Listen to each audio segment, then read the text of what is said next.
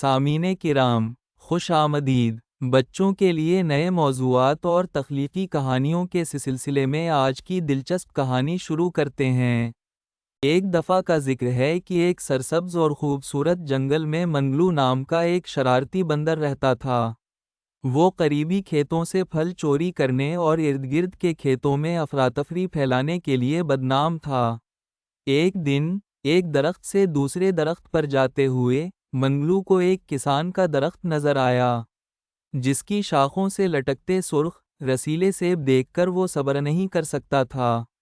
چنانچہ وہ درخت سے کود کر سیب کے درخت پر چڑھ گیا۔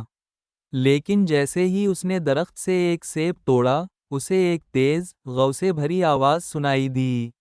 وہ کسان تھا جس نے اسے رنگے ہاتھوں پکڑ لیا تھا۔ کسان بہت گرجدار آواز میں بولا، اے بندرو، تم ہمیشہ میرے سیب چورانے آتے ہو۔ میں تمہیں سزا دیے بغیر ہرگز نہیں جانے دوں گا۔ خوفزدہ منگلو نے بھاگنے کی کوشش کی، لیکن کسان نے اسے پکڑ لیا اور اسے شہر کے چڑیا گھر میں فروخت کرنے کا فیصلہ کیا۔ چڑیا گھر میں منگلو بہت اداس اور خوفزدہ تھا۔ ہائے ہائے، اپنی اس نئی زندگی سے اور اپنے نئے گھر کو دیکھ کر اداس تھا جو چاروں طرف سے انجان جانوروں سے گھرا ہوا تھا۔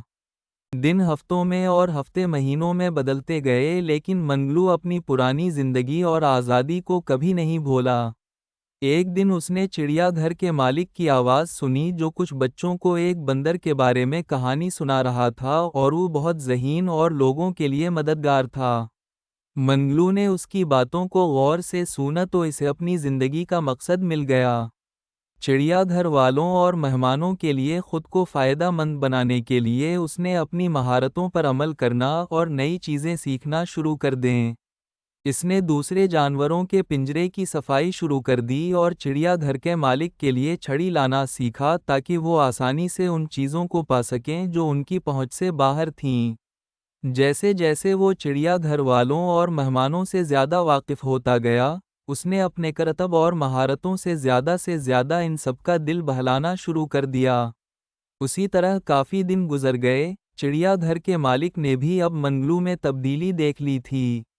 چنانچہ اس نے منگلو کو واپس اپنے جنگل میں بھیجنے کا فیصلہ کیا۔